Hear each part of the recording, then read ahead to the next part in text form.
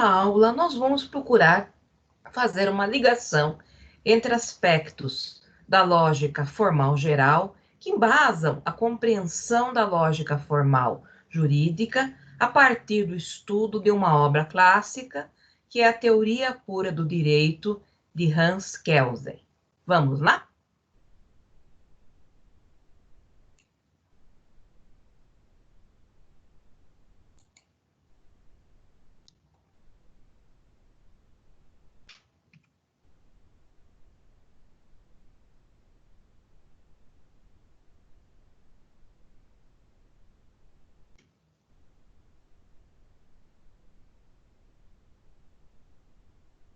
Bom, eu indico aqui para vocês uma bibliografia básica, bastante didática, né, que nos dão uma certa assimilação geral de noções básicas da lógica geral formal. Né? O primeiro texto é o texto do Wesley Salmon, chamado Lógica, é um texto clássico.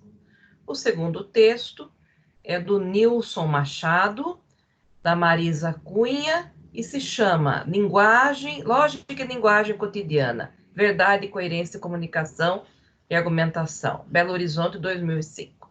Né? E na parte jurídica, nós vamos desenvolver algumas ideias formais presentes na obra Teoria Pura do Direito, de autoria de Hans Kelsen.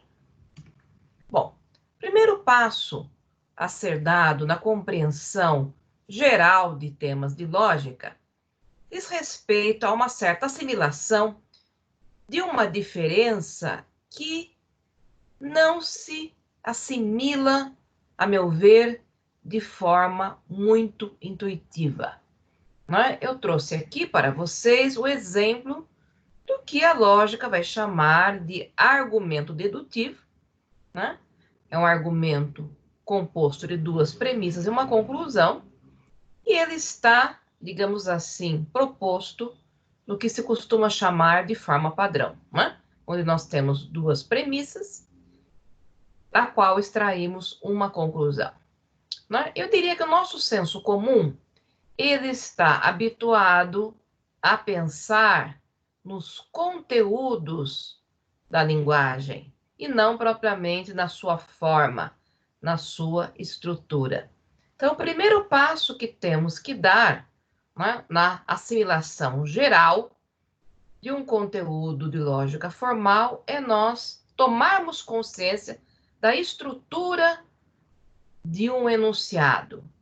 E, a partir desta consciência, nós percebemos se um determinado argumento pode ser considerado não propriamente verdadeiro ou falso, porque a questão da verdade ou falsidade afeta diretamente a seara das ciências. Mas o que a lógica visa é, de fato, verificar se há possibilidade de corroborar, em termos estruturais, digamos assim, esta conclusão. Ou seja, se as premissas, de uma forma lógica, corroboram ou não a conclusão. Então, nós temos aqui um pequeno exemplo. Primeira premissa diz o seguinte: todo homem é um ser mortal. A segunda premissa diz: João é um ser mortal, logo, João é um homem. Não é? Se nós olharmos do ponto de vista do conteúdo, o que nós diríamos? Que tanto as duas premissas como a conclusão se aproximam de uma certa verificação de verdade científica. Não é? Mas, quando nós procuramos analisar se esta conclusão ela é justificada, ela é corroborada pelas premissas a partir da sua identificação estrutural, o que nós percebemos? Não é? Que este argumento, ele é um argumento que podemos considerar como sendo inválido do ponto de vista da lógica formal. Né? Quando nós afirmamos todo homem é um ser mortal, nós estamos incluindo a categoria dos homens dentro de uma categoria mais ampla, que é dos seres mortais. Quando nós afirmamos que João é um ser mortal, não necessariamente ele será homem. Portanto, ele pode ser um vegetal, né? Ele pode ser um outro tipo de animal, né? Ele pode ser um peixe. Então, o que que nós afirmamos? Que neste caso, em termos de estrutura, existe uma situação de invalidade lógica. Passamos para o segundo exemplo, né? Que aparentemente é semelhante. Mantemos a mesma premissa. Todo homem é um ser mortal. Que nós afirmamos que a categoria dos homens, que é mais restrita, ela está contida, ela pertence à categoria dos seres mortais. Aí eu afirmo, João é um homem, logo João é um ser mortal? Sim, sem dúvida, este argumento, que na verdade indica uma sutil inversão de posição de palavras, indica um exemplo de um raciocínio logicamente válido do ponto de vista da sua estrutura formal.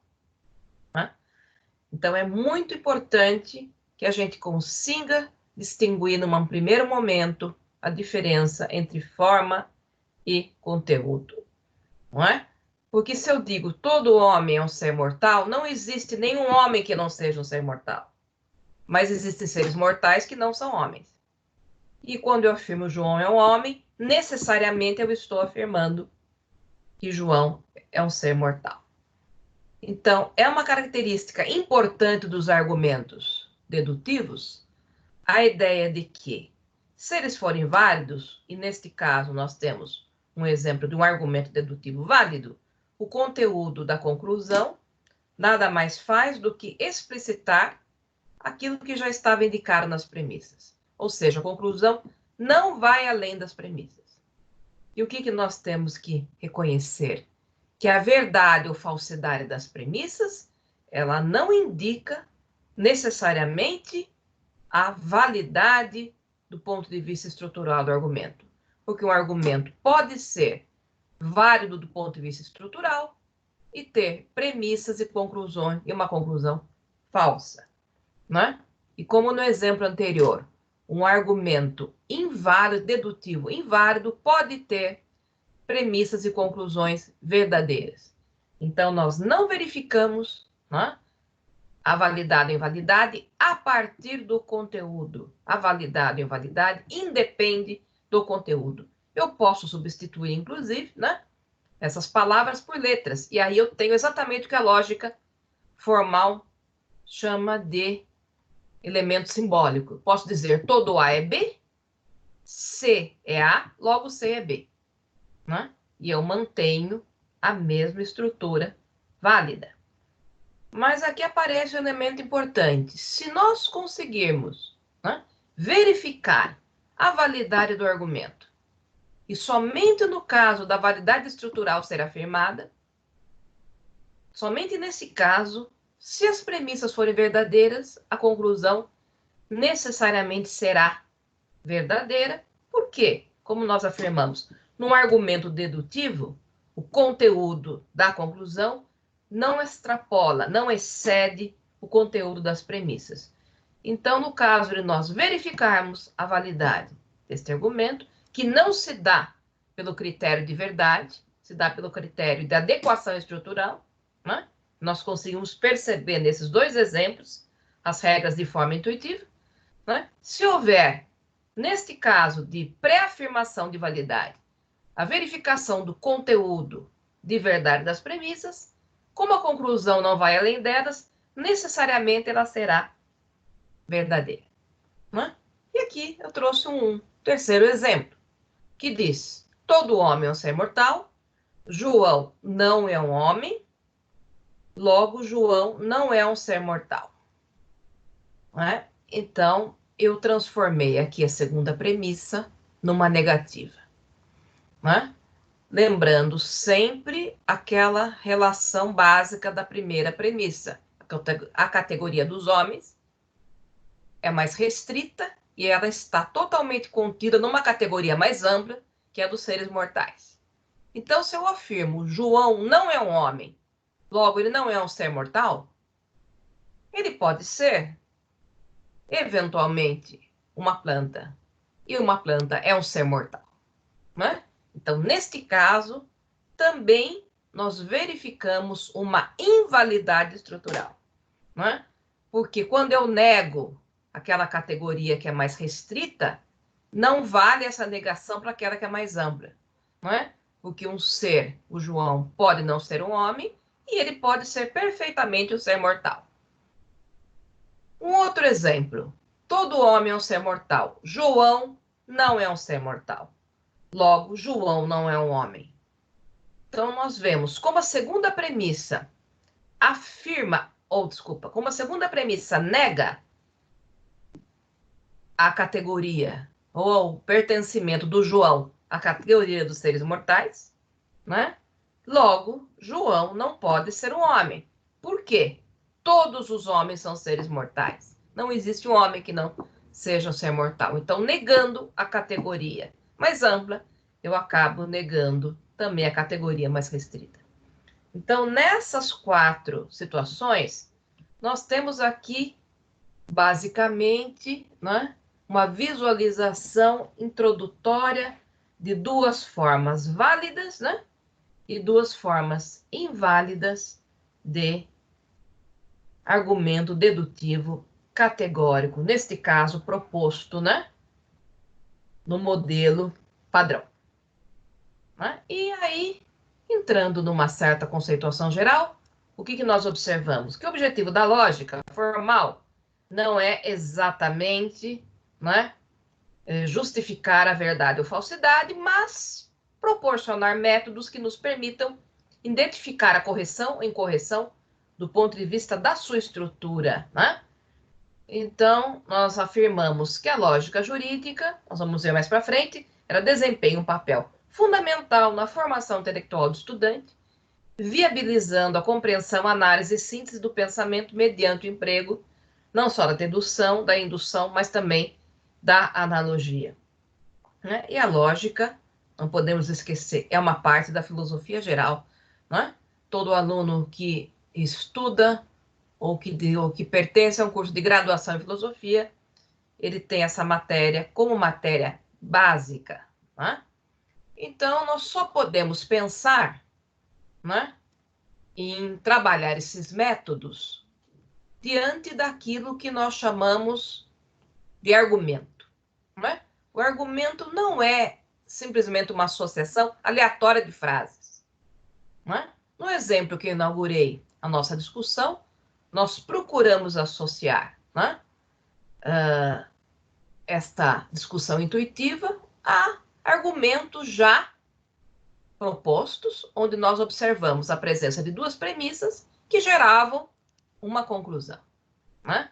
Então, o argumento não é uma junção aleatória, é uma coleção de enunciados que se relacionam normalmente, né?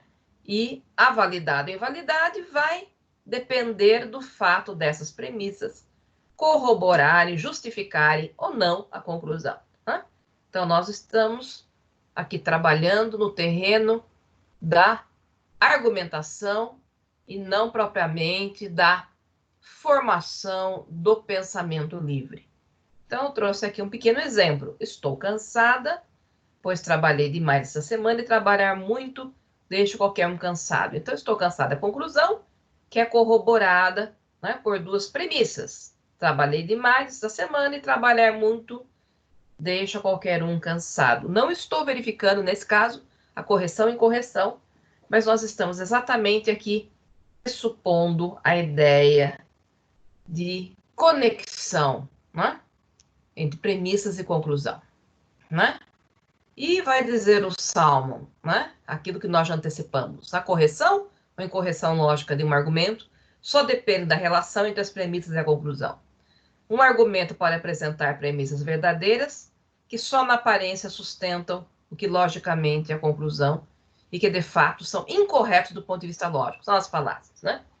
Então, aqueles 2 exemplos que nós apresentamos no início desta exposição, né, representam exatamente essas formas falaciosas, que são argumentos que têm conteúdos verdadeiros, e o nosso senso comum está muito mais voltado para o conteúdo, mas tem uma relação estrutural inválida, inadequada. Então, né, é uma aparência de correção lógica. As falácias nos induzem ao erro porque elas aparentemente, né, figuram como formas válidas, mas de fato elas seriam inválidas, né? Bom, né? Então vai dizer o Salmon: o argumento pode apresentar premissas e conclusões falsas, mas ser correto do ponto de vista lógico, aquilo que nós já destacamos. A correção lógica constitui um elemento importante de justificação do enunciado, né? E aí ele vai dizer, né, que a análise lógica do discurso ela deve se desenvolver em 3 etapas. Em primeiro lugar, nós temos que perceber se estamos diante de um argumento, né? Depois temos que identificar premissas e conclusões e reformularmos esse argumento na forma padrão, de maneira com que as premissas fiquem destacadas, né? A primeira e a segunda premissa fiquem destacadas da conclusão. E se o argumento estiver incompleto, nós devemos, né, completá-lo, né? Nós devemos indicar as premissas que foram omitidas, né? Então, esse é um passo, né, que deve ser, digamos assim, reconhecido de forma rigorosa, né? A lógica formal ela é rigorosa, né? E aí o autor ele vai, né, propor a diferença entre inferir, né, e argumentar, que é bastante interessante, né? Porque a inferência diz respeito ao livre pensamento, né, uma atividade psicológica que nos leva a ter crenças, opiniões a partir de outras. A inferência não chega a ser uma atividade linguística e não chega a formar necessariamente um argumento, diz respeito apenas ao processo mental das descobertas, né? E eu só posso analisar uma inferência, né, sob o viés dos métodos lógicos, a partir do momento que eu transformo essa inferência num argumento, né? E para transformar a inferência num argumento, eu preciso não só das frases que chegam aleatórias à minha mente, mas eu preciso buscar as premissas que corroboram eventualmente as minhas conclusões, né? Então, nós não utilizamos a lógica, isso é um detalhe importante, como uma forma de geração do pensamento. A geração do pensamento, ela é espontânea, ela se dá através da inferência, né? Que está no plano psicológico, no plano criativo, não é? E só a partir do momento que eu transformo essa inferência no argumento, é que eu consigo, né, analisá-lo do ponto de vista da sua estrutura, ou da sua correção estrutural. Então, diz o Salmon, a lógica nunca poderá determinar regras que nos ensinam a inferir, né? Porque o pensamento, ele envolve todo um campo de mais liberdade, mais imaginação, independência. Quer dizer, os métodos lógicos, eles são, digamos assim, associados à linguagem posteriormente, mas não na sua efetiva formação. Então, aqui eu trouxe 2 pequenos exemplos, né, do que nós podemos considerar como um conjunto, né, de frases aleatórias, né, que não constituem um argumento, né, ou seja, poderia até ser um conjunto de inferências, né, sem muita relação, e aquilo que nós podemos chamar de argumento, porque existe uma conexão de sentido entre as premissas e a conclusão, né? Então, no primeiro exemplo, neste ano não coordenarei as aulas do seminário de ED. Conclusão, pois fui escalada para trabalhar em lógica jurídica e essas aulas são ministradas no mesmo horário, né? Então, aqui nós temos exatamente um argumento, que pode ser correto ou incorreto do ponto de vista lógico. Mas o que nós percebemos, há uma relação, né, entre as premissas, né, e a conclusão. Aqui, esse argumento, ele não está proposto na forma padrão. Ele está proposto, né, no formato da linguagem natural. Na linguagem natural, normalmente, nós colocamos a conclusão em primeiro lugar, depois nós buscamos as premissas que justificam. No segundo exemplo, neste ano não coordenarei as aulas de seminário de ED. Houve greve no início do ano e muitas enchentes em São Paulo, né? Começo com a conclusão. Neste ano não coordenarei as aulas de seminário de ED. Houve greve no início do ano e muitas enchentes em São Paulo, né? O que nós observamos? Não existe qualquer conexão possível, nem de sentido, nem de estrutura, entre esta conclusão e as duas frases, né? Eu tenho, na verdade, um conjunto de frases aleatórias. Então, eu não posso, nesse segundo caso, né, pensar em trabalhar os métodos lógicos para verificar a sua correção ou incorreção, né? Bom.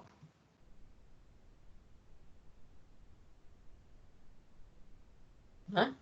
Então, nós também enfatizamos, né, a importância, nesse contexto, de nós percebemos que não só a forma categórica, mas também a forma condicional, ela faz parte, né, desse estudo que busca a identificação das estruturas. Né? Então, o nosso autor, Wesley Salmon, fala sobre os chamados enunciados condicionais, né? Que são nada mais nada menos que enunciados complexos compostos de dois enunciados, né, componentes, o antecedente e o consequente, e que numa forma padrão se ligam por meio do conectivo se então. Eu posso dizer, todo peixe vive na água, ou eu posso transformar essa forma categórica na forma condicional. Se um animal é um peixe, então ele vive na água. CF, então G. Né? E nós podemos, a partir dessa leitura, né, perceber que, né, a expressão somente se indica o então, né? Não indica o antecedente. Na forma padrão, o que nós observamos? O antecedente ele vai sempre ser precedido da partícula se e o consequente sempre vai ser, né, precedido da palavra então. Aqui nós temos a forma padrão deste argumento que, na prática, tem um modelo muito semelhante àquela forma categórica que nós, né, trabalhamos no início da nossa exposição. Se esse animal é um peixe, então ele vive na água. Este animal é um peixe, logo esse animal vive na água, né? Os peixes fazem parte de uma categoria menos abrangente, estão contidos numa categoria mais abrangente dos seres que vivem na água. Se esse animal é um peixe, logo ele vive na água. Então, nós temos aqui também uma correção estrutural, né? Eu poderia transformar esse argumento num argumento com conteúdos, né, inverídicos, e ele continuaria sendo correto do ponto de vista estrutural, né? E a partir dessa leitura, nós temos, como no exemplo que trabalhamos, duas formas, né? Válidas e duas formas inválidas. Essa é uma forma inválida, uma forma válida, né? Onde a segunda premissa afirma o antecedente. E nós temos uma segunda forma válida, que é justamente aquela, né, onde a segunda premissa nega o consequente. Se um animal é um peixe, então ele vive na água. Esse animal não vive na água, logo, esse animal não é um peixe. Não existe possibilidade de um peixe, né, viver fora da água. Então, se ele não vive na água, ele não pode ser um peixe. Então, do ponto de vista estrutural, esse argumento é correto. As duas formas que restam são as formas inválidas, né?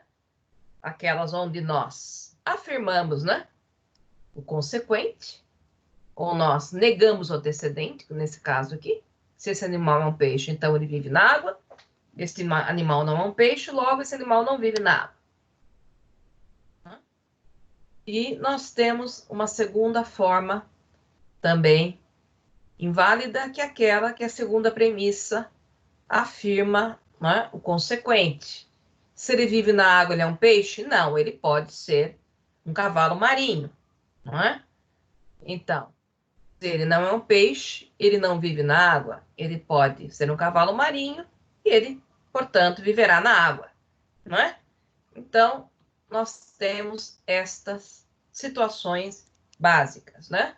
As formas válidas seriam afirmação do antecedente e negação do consequente. As formas inválidas, negação do antecedente e afirmação do consequente, né? Bom,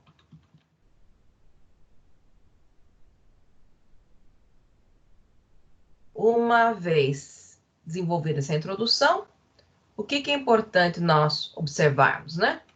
Como é que nós podemos distinguir, né, a dedução, que nós já trabalhamos, da indução, né? Então, diz o Salmon, né, os argumentos indutivos, né, eles apresentam, né, uma característica diversa, né? Se eu olhar aqui o exemplo dado, todos os homens são mortais, João é um homem, logo João é um ser mortal. Né? Este é um exemplo de um argumento dedutivo posto na forma categórica, não na forma condicional. Sim, então, todos os homens. Né?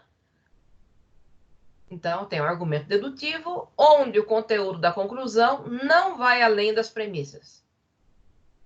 Se eu afirmo todos os homens selecionados são mortais, e a seguir eu digo logo todos os homens são mortais, eu parto de uma seleção e concluo algo para uma universalidade. Todos os homens selecionados são mortais, logo todos os homens são mortais. O que nós temos aqui? Um exemplo de argumento indutivo. Né? No argumento indutivo, o conteúdo da conclusão, ao contrário do dedutivo, excede o conteúdo das premissas. Né? Então, a conclusão, ela sempre implica numa generalização. Né? Então, aqui eu tenho uma situação de probabilidade de verdade e de correção lógica. Um argumento dedutivo é válido ou inválido? Né? Um argumento indutivo é provavelmente válido. Por quê? Nós nunca vamos ter certeza de que realmente essa generalização, né, se sustenta. Sempre existe chance de erro. Né? Então, o que nós afirmamos? No argumento indutivo válido, mesmo que a premissa ou as premissas sejam verdadeiras, a conclusão provavelmente será verdadeira. Né? Enquanto que num argumento dedutivo válido, se as premissas forem verdadeiras, a conclusão necessariamente será verdadeira. Né? Bom, nós temos aí exemplos clássicos, né, de argumentos indutivos extremamente interessantes, né? A indução por enumeração, que é esta, né, que eu exemplifiquei, e nós partimos de uma amostragem e nós concluímos, né, uma situação mais abrangente, né? E nós temos que tomar cuidado para evitar as formas falaciosas. Temos a forma falaciosa da estatística insuficiente, que se relaciona a uma insuficiência numérica, ou seja, o número de dados é muito irrelevante. Ou nós temos também a situação da estatística tendenciosa, que diz respeito exatamente à falta de representatividade dos aspectos gerais, né? Então, nós temos que partir de uma amostragem que leve em conta as diferenças, né? As diferenças. As pesquisas de opinião, todas elas, partem exatamente desse tipo de raciocínio indutivo. Então, se eu quero fazer uma pesquisa política, eu não posso olhar um segmento econômico, eu não posso olhar apenas uma região da cidade, eu tenho que ampliar a minha representatividade. Eu tenho que buscar a diversidade, acompanhar a diversidade social. Mas eu também não posso trabalhar com uma insuficiência numérica, eu não posso entrevistar apenas 2 pessoas, né? E nós temos também a figura interessante do argumento da autoridade, que é muito usada, né, no meio acadêmico, né, que diz respeito a possibilidade de nós corroborarmos, né, o nosso pensamento com a citação, né, e o pensamento de um autor considerado, né, autoridade, ou seja, considerado bastante erudito, bastante um estudioso sério sobre aquele tema, né? Mas, né, em todas essas situações, nós podemos cair em formas falaciosas, né? Nós podemos citar erroneamente o pensamento desse autor, né? Nós podemos citar um autor que não tem competência, digamos assim, suficiente para, né, falar sobre aquele assunto, que se vale apenas da sua popularidade, né? Nós temos a situação em que os especialistas podem emitir opiniões sobre algo fora das suas esferas de competência, né? Nós temos as situações que as autoridades podem, né,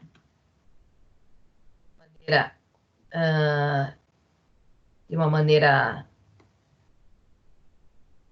maneira divergente, né, expressar opiniões sobre temas sobre os quais lhe falta qualquer evidência, e nós temos a última forma, que é aquela situação em que as autoridades competentes eventualmente não podem discordar. Nós sabemos que existe a possibilidade permanente de discordância, né? E a última forma, que é uma forma bastante interessante, né, é o raciocínio indutivo por analogia, onde nós partimos de uma comparação de dois objetos diferentes, né, que são semelhantes em alguns aspectos, e nós concluímos que eles também poderiam ser, né, semelhantes num segundo aspecto, não ainda, né, plenamente identificável, né?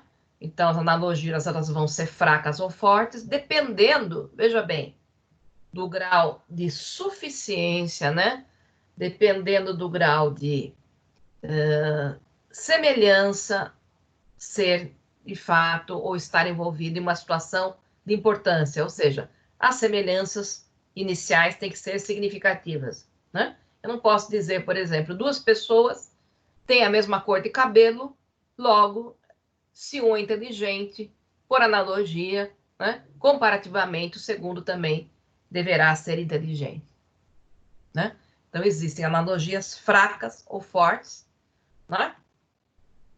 No caso do direito, analogia é muitas vezes usado como recurso interpretativo, né, na situação em que existe lacuna legais.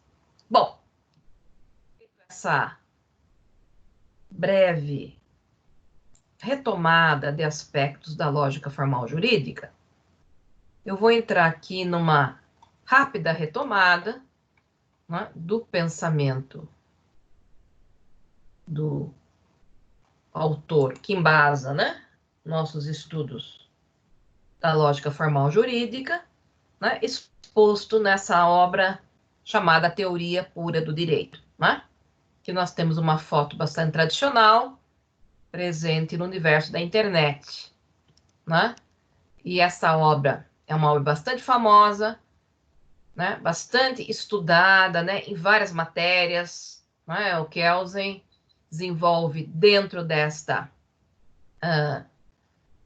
obra todo um raciocínio no campo da filosofia do direito, né? E ele busca, na verdade, né, desenvolver um modelo de ciência que não seja visto como parte das demais ciências, né? Então, Kelsen critica de forma muito impactante o raciocínio interdisciplinar que era dominante na época, né, de formulação da sua obra, né? E eu diria que nós não estudamos hoje a teoria pura com esta intenção de assimilar essa crítica integral à interdisciplinariedade, né? Ou assimilar essa crítica epistemológica, epistemologia, né? É uma parte da filosofia que estuda as condições de possibilidade do conhecimento científico. Não é? Mas nós estudamos, né, o Kelsen, exatamente pela grande suficiência ou a grande indicação da construção, né, lógica que ele desenvolve nessa obra. Né? No mundo pós-moderno que nós vivemos hoje, cada vez mais nós buscamos um retorno à interdisciplinariedade, nós buscamos um retorno à colaboração, ao diálogo entre as ciências. Né? Eu mesma desenvolvo uma linha de pesquisa interdisciplinar muito ligada à aproximação das teorias jurídicas críticas com o material artístico, né? É um estudo realmente muito interessante, muito importante, porque hoje nós vivemos num mundo global, num mundo complexo, onde cada vez mais nós percebemos, né, a ligação das áreas do conhecimento, né? Mas o Kelsen foi um autor muito bem intencionado, muitas vezes mal lido, não é? Nós não podemos, né, ler o Kelsen com a intenção de nós assumirmos, né, essa sua tentativa de purificar a ciência jurídica, ou seja, de afastar a ciência jurídica de outras áreas do conhecimento. Não é? Nós não podemos buscar esse afastamento, mas nós podemos perfeitamente, né, perceber, veja bem, que ele acabou desenvolvendo de uma forma competente um grande modelo lógico estrutural, né? E ele nos permite entender, nessa perspectiva lógica, né, que eu chamo de tipo lógico ideal, o que seria o Estado de Direito. Né? Então, ele não está preocupado, né, em estudar a realidade, o direito como realidade, nem como conteúdo semântico. Né? Então, essas três esferas da linguagem, né, a sintática, que é essa que eu acabei de expor, que trabalha a dimensão estrutural, que abarca a lógica formal, não é? Ela também necessita da análise de conteúdo, e aí eu tenho a presença da dimensão semântica, que vai estudar os significados. Mas também é importante nós percebermos a questão da pragmática, da interação, não é? Como é que nós argumentamos, como é que nós usamos a linguagem para interagir, né? Então, o Kelsen faz um recorte, ele privilegia, nesses três níveis, exatamente a dimensão estrutural, que é aquela que eu acabei de apresentar no âmbito da lógica formal geral. E ele vai transpor essa análise, né, para o estudo da linguagem das normas, né? Então, embora a gente não assuma esse modelo como sendo o modelo de suficiência que nós precisamos hoje, é importante perceber, né, a importância desta construção lógica, né? Então, fazendo uma apresentação geral, o pensamento dele, né? O que Kelsen busca discutir nessa obra, né? As condições de possibilidade do conhecimento científico. Então, ele identifica um objeto e um método, né? E ele quer desenvolver uma ciência autônoma, ou seja, que não seja parte, né, das demais ciências humanas, quer desenvolver uma ciência objetiva, ou seja, que estude toda e qualquer ordem jurídica em particular, e também busca, né, identificar, né, um estudo neutro, ou seja, que não parta de uma posição política específica. Né? Então, o seu raciocínio está no campo da zetética. A zetética é uma parte, né, da filosofia que estuda exatamente nesse campo analítico puro as correções estruturais. Né? Então, os raciocínios zetéticos, eles sempre se associam a raciocínios filosóficos e científicos. Né? Então, a teoria pura, na época, né, fez uma grande crítica à mistura, ao sincretismo metodológico, não é? Porque o direito, a ciência do direito era vista como uma parte das demais ciências humanas, ela não tinha autonomia, né? E o Kelsen visa, então, buscar, né, a construção de uma ciência que sirva para o estudo de qualquer ordem positiva em particular, né, sem levar em conta nenhum conteúdo político específico, né? E aqui que nós percebemos a importância da lógica, né? Porque o objeto da ciência, vai dizer o Kelsen, são as normas jurídicas positivadas para o Estado, né? O método é um conjunto de princípios de seleção de hipóteses que viabilizam o conhecimento científico, né? Que visa fornecer informações verdadeiras sistematizadas sobre a realidade. Então, O método é o caminho teórico que eu sigo, né? E toda ciência tem que indicar não só o seu objeto, que é o seu tema de pesquisa, mas qual o caminho metodológico que vai ser seguido, né? Porque o meu estudo não pode ser amplo, ele não pode ser abrangente demais, não é? E Kelsen opta pelo método da pureza. Não é? E qual é o principal engano que se comete aqui quando se pensa nesse estudo das normas jurídicas, não é? A partir desses três elementos? Não é? Muitos pensam, não é? Baseado até na minha afirmação inicial da aula, relativa ao fato de que nós pensamos a linguagem pelo conteúdo, que Kelsen estaria pensando no conteúdo da norma. Kelsen não está pensando no conteúdo da norma, porque, sem dúvida nenhuma, não dá para imaginar o conteúdo das normas como sendo autônomo, né? Ou seja, como não tendo nenhuma relação com outras áreas do conhecimento. Não dá para pensar num conteúdo objetivo, porque cada ordem jurídica em particular vai ter diversidade, né?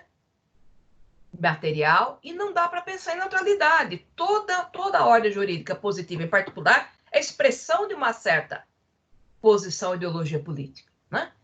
Então, aqui que entra o papel da lógica, né? Qual é o ponto de partida de Kelsen? Como ele considera ser possível viabilizar esse estudo da pureza? Kelsen não está pensando no conteúdo, Kelsen está pensando na estrutura formal da lógica, na estrutura formal das normas jurídicas. Então, Kelsen vai dizer: o cientista do direito deve limitar o seu estudo à descrição da estrutura lógico-formal das normas, sem relacioná-las com o problema dos valores, das ideologias e com a própria realidade social que permeia o fenômeno jurídico. Então, as normas jurídicas não têm um conteúdo universal, mas têm uma estrutura lógica universal muito parecida, né, com o enunciado condicional indicado pelo Salmon, só que com um viés diferente, né? As normas jurídicas, do ponto de vista linguístico, prescrevem comportamentos. Então, elas têm um juízo hipotético conectado pelo verbo dever ser. Se A é, deve ser B. Né? Então, é isso que o Kelsen destaca como sendo objeto da teoria pura, não propriamente o conteúdo das normas, não propriamente a sua interpretação semântica, né? Kelsen só vai falar da interpretação semântica no último capítulo da sua teoria pura, que é exatamente estudado, né, quando nós nos voltamos para a análise da lógica material, que vai se ocupar diretamente do sentido das palavras, né, do sentido semântico e também da argumentação jurídica que diz respeito, né, àquela dimensão pragmática da interação entre remissores e receptores. Mas aqui eu estou pensando em estrutura. Então, o que o Kelsen fez? Ele transpôs toda aquela discussão, né, da lógica geral formal, que é uma parte da filosofia, para o estudo da linguagem das normas. Né? E este é o ponto de partida adequado para se compreender a teoria pura. Né?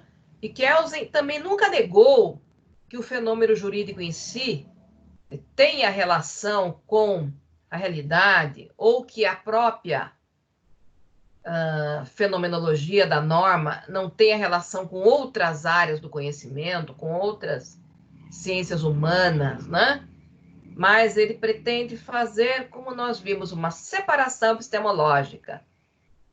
Cabe ao cientista estudar a forma, cabe ao filósofo indagar sobre os valores, sobre a justiça, cabe à sociologia do direito indagar, né, sobre a eficácia, sobre a relação entre direito e realidade. Então, ele jamais pretendeu eliminar a importância destas demais ciências, mas ele propôs, como eu disse no início da aula, uma separação, né, disciplinar. Ele critica exatamente a interdisciplinariedade, que é justamente a mistura da ciência do direito com a filosofia, a mistura do direito com a sociologia do direito. Né? E também parte, né, de uma separação nítida entre ordem do ser e ordem do dever ser, como dados imediatos da consciência. Né? Nós podemos ver a realidade tal como ela é e dizer, estamos vivendo, né, um momento de pandemia, ou como no exemplo aqui, a corrupção cresce na política brasileira. Ou podemos, né, do ponto de vista linguístico, estruturar, né, um raciocínio de dever ser. Por lei, a corrupção deve ser combatida. Então, na visão do Kelsen, né, o direito sempre vai, do ponto de vista linguístico, se expressar como dever ser. E a partir do exame dessa proposição, nós conseguimos, então, identificar as estruturas formais. A vai ser sempre a conduta proibida, porque é aquela conduta que antecede, né, a imputação de uma sanção. B é a sanção. Não há seria a conduta obrigatória. Não é? Se é proibido matar, é obrigatório não matar.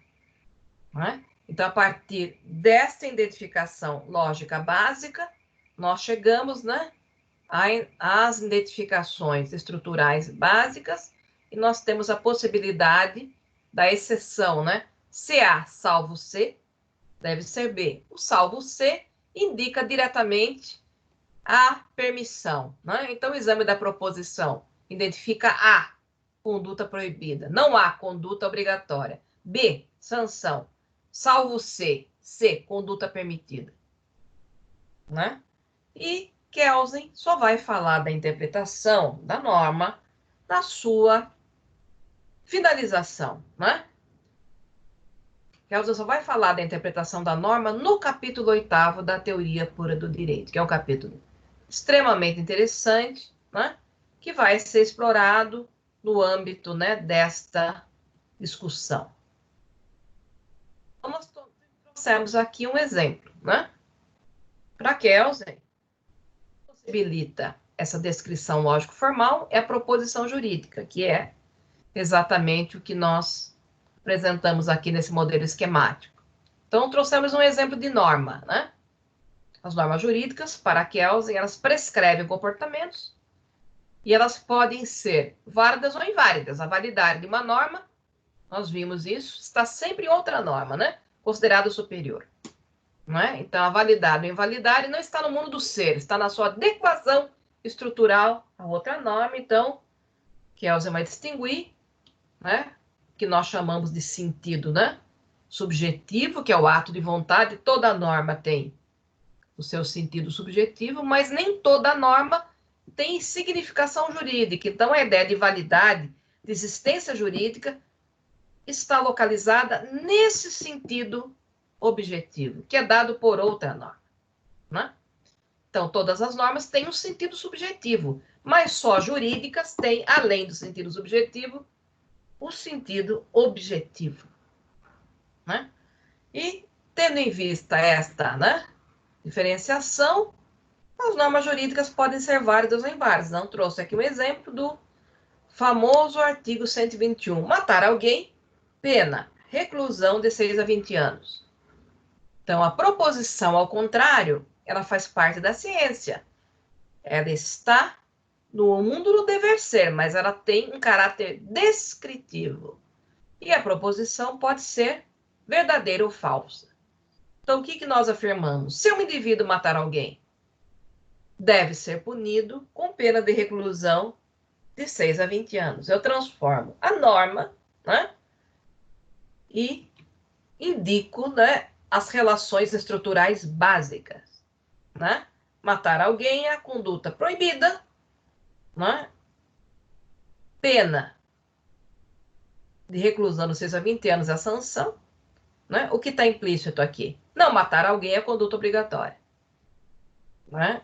E nessa perspectiva, se eu dissesse, por exemplo, se o indivíduo matar alguém, ele será punido com pena de reclusão, eu teria formulado um exemplo de proposição jurídica falsa, não é? Porque a norma não diz que determinada pena será imputada, ela diz apenas que deverá ser imputada, não é? Então, a ideia de falsidade ou verdade está diretamente ligada a esta adequação estrutural, né? Eu não posso mudar a estrutura quando eu descrevo a norma, mas o conectivo ser e o deve ser tem que ser mantidos, né? E o conteúdo, embora não tenha relevância, porque eu posso transformar, né, esse enunciado na forma simbólica, ele tem que ser também mantido. Eu não posso dizer, se um indivíduo arranhar alguém, deve ser punido com pena de reclusão de 6 a 20 anos. Né? Então, nós temos aqui a visualização básica dessa aproximação feita por Kelsen de elementos da lógica formal geral para o estudo da linguagem normativa. E começamos a perceber aqui elementos da construção desse modelo lógico ideal. Agora, quando nós pensamos em interpretação, nós estamos pensando na discussão semântica, que diz respeito ao sentido. Então, nós entramos num outro campo de complexidade, e nós vamos ver que o pensamento do Kelsen vai dar uma reviravolta no estudo desse tema, e toda essa objetividade, essa autonomia, essa neutralidade defendida por ele nesse estudo vai ser completamente revista quando ele se dedicar a estudar o sentido das normas, o sentido das palavras que compõem as normas no momento da sua aplicação prática. Então, aqui nós temos as condições de passar para o estudo da lógica material jurídica. Muito obrigada.